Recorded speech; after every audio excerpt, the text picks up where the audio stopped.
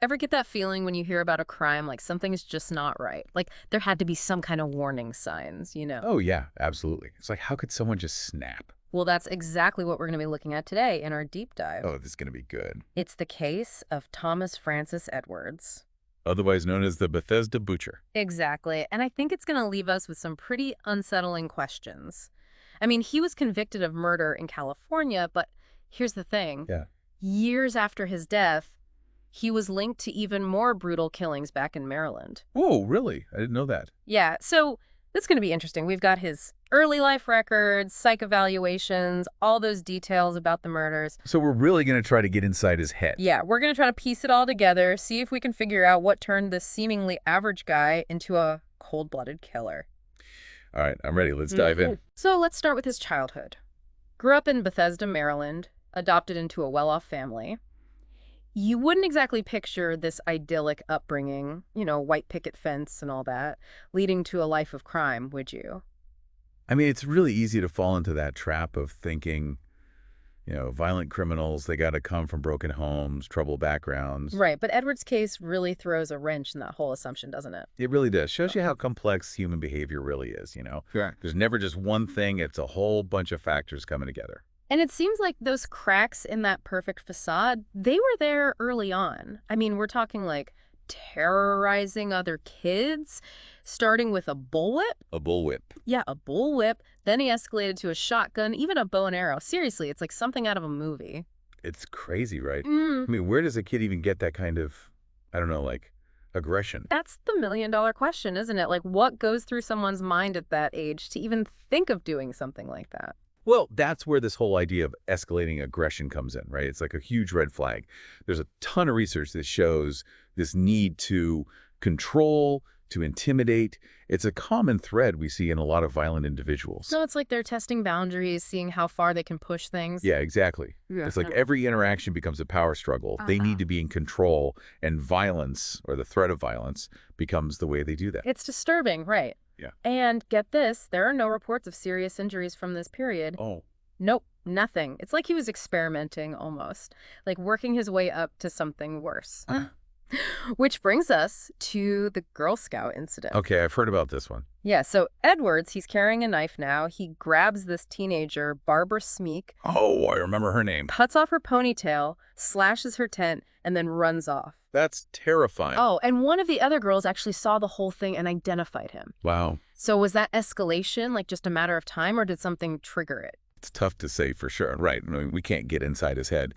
But this incident, it's a big leap for sure. Yeah. The weapon, the violation, cutting off the ponytail, it's also, I don't know, it's like ritualistic almost.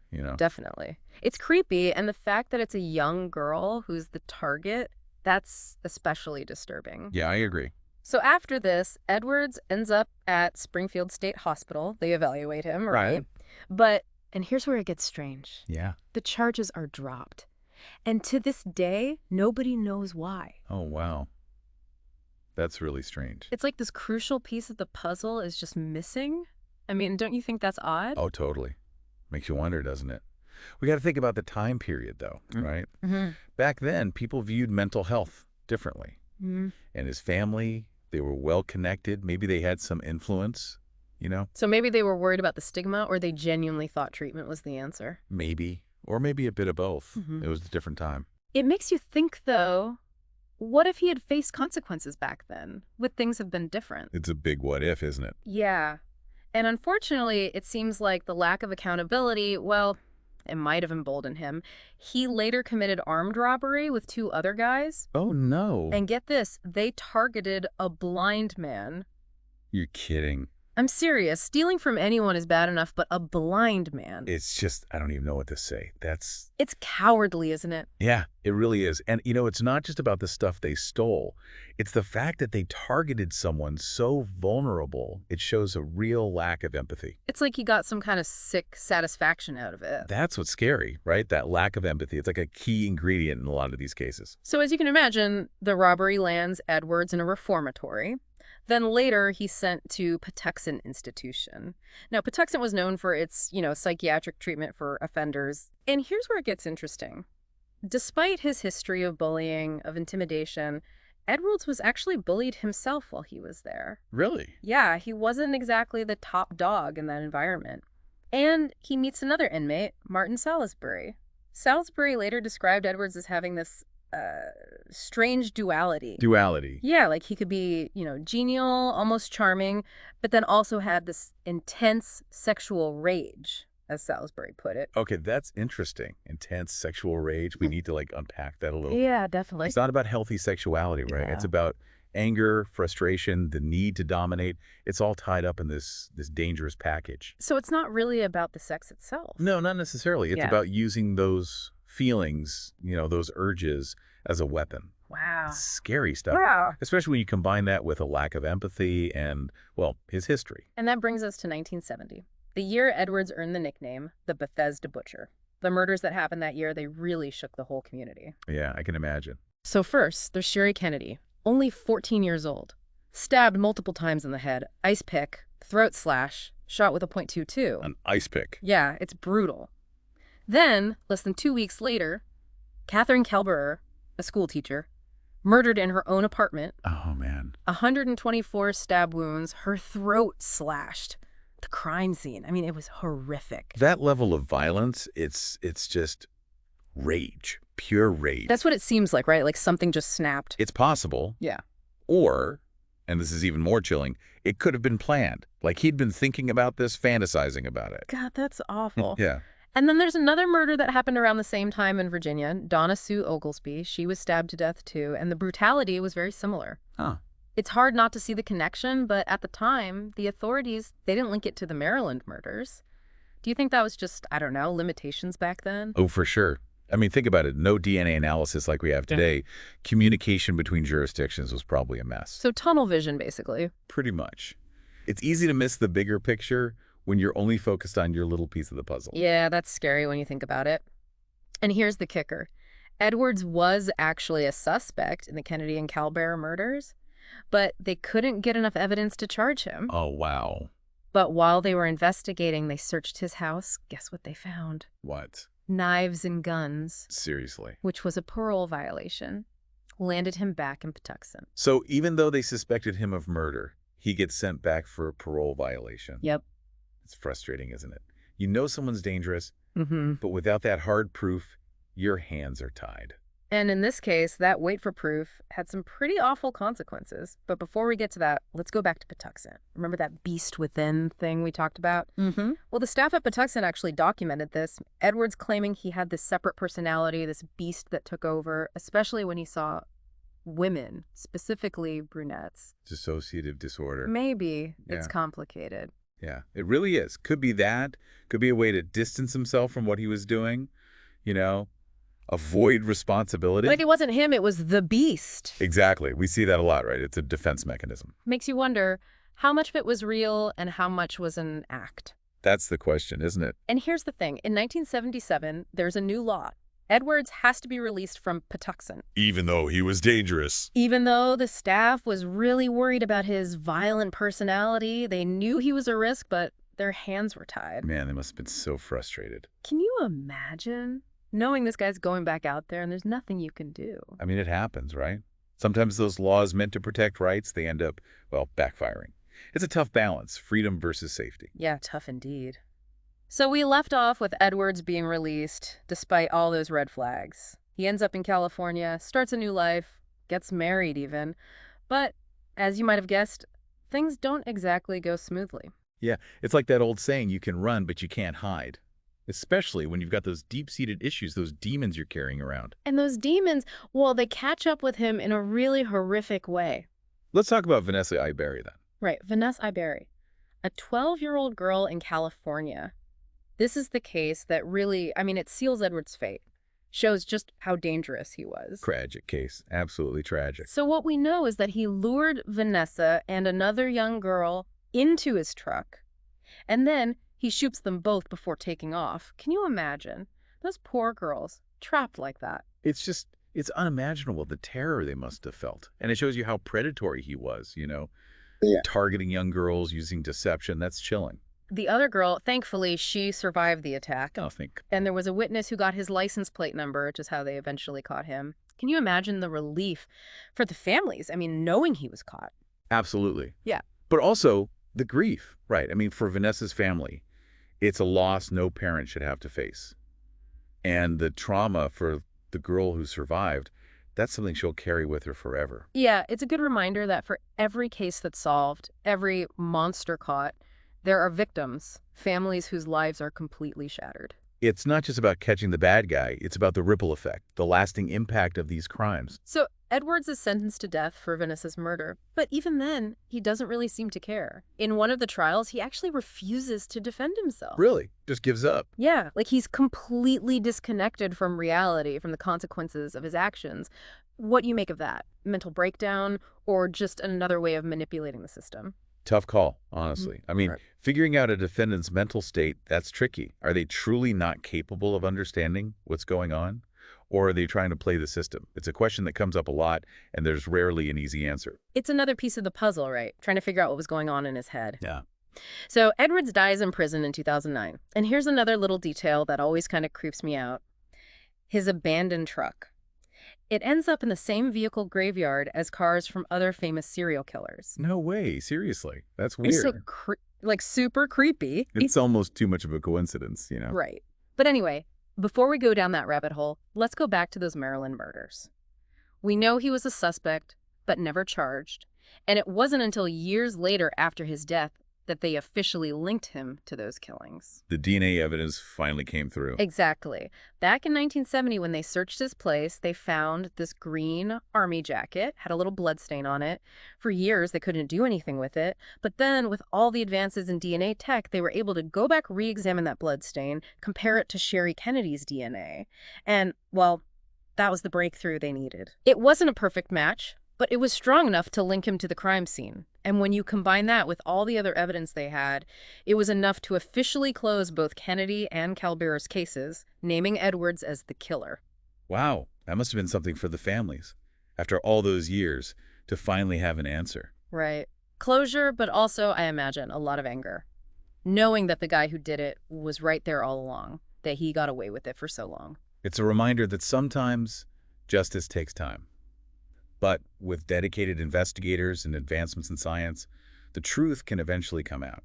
It might not be quick, it might not be easy, but it's possible. It's a testament to the power of, I don't know, perseverance, never giving up, even when it seems like all hope is lost. And to the victims, right, their stories matter, their lives matter, and seeking justice for them, that's important. So, looking back at Edward's whole life, all the violence, the institutions, the murders, it's hard not to wonder, could any of this have been prevented? Were there missed opportunities, points where someone, something could have intervened and changed the course of events? It's the question that haunts us, right?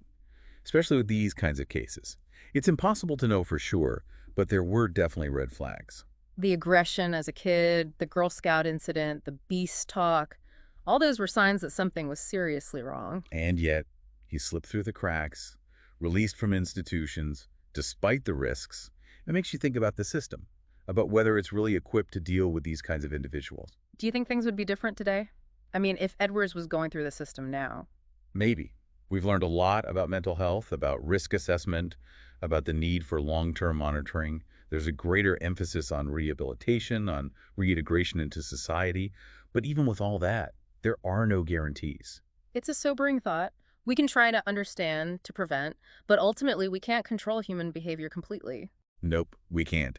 And that's the scary part, isn't it? Knowing that even with all our knowledge, all our efforts, something like this could happen again. It's a reminder to stay vigilant, I guess, to pay attention to those warning signs, to advocate for better mental health resources, to create communities where violence isn't tolerated. It's a collective responsibility, isn't it?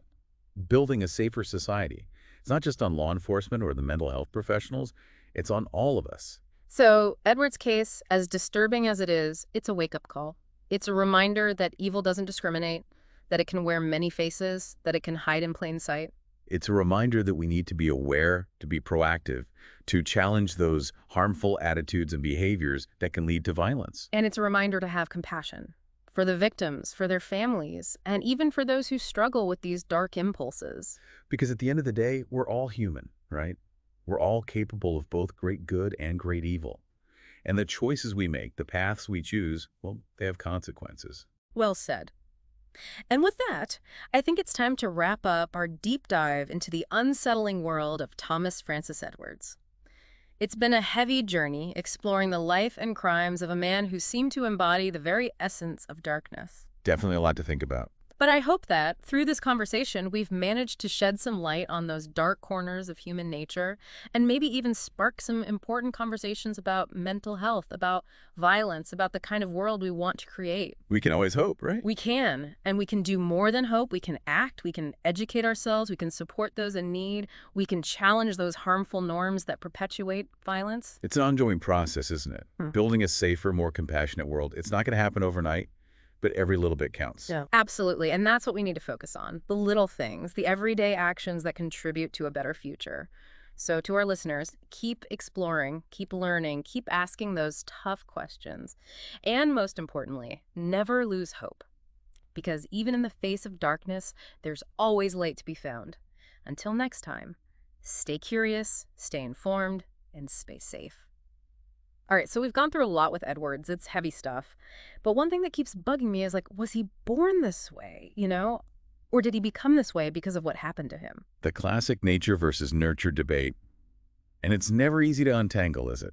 Not at all. I mean, we know he was adopted. His family seemed pretty well off, but we don't know anything about his birth parents or, like, his early childhood before the adoption. It's a missing piece, for Yeah. sure. And you always wonder, right, could there be some genetic predisposition there, some tendency towards aggression or, mental instability? I mean, we hear about that kind of stuff all the time, but it's not like having a certain gene automatically makes you a killer, right? Definitely not. It's way more complicated than that. It's like, think of it this way. Genes might load the gun, but it's the environment that pulls the trigger. Okay, that makes sense. With Edwards, we see those early signs, that need for control, that fascination with violence.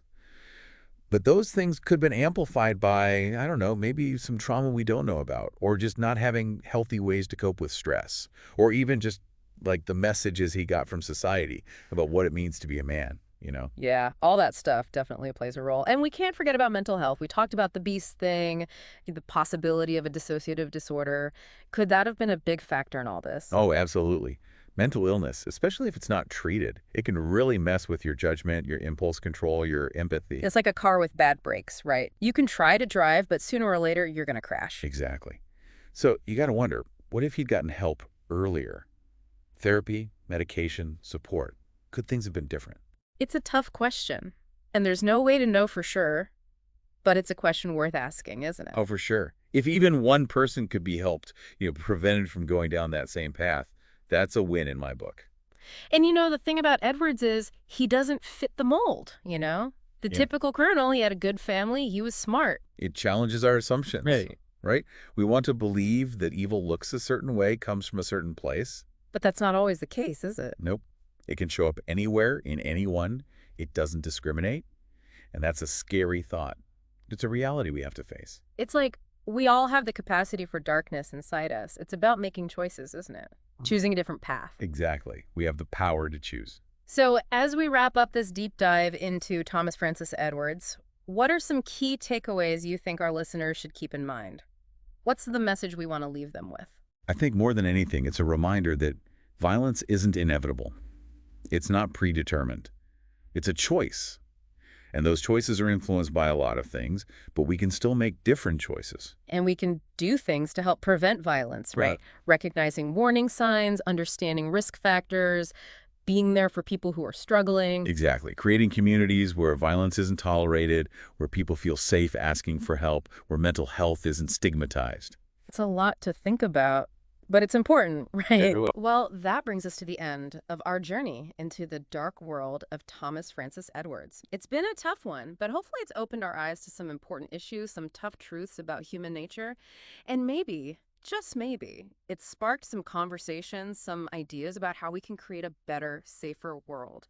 So to our listeners, if you're interested in learning more about this case, there's plenty of information out there. But even more important than that, keep this conversation going. Talk about these issues with your friends, with your family, with your communities. Let's not let these stories be forgotten. Let's learn from them and work together to make a difference. Until next time, stay curious, stay informed, and most importantly, stay safe.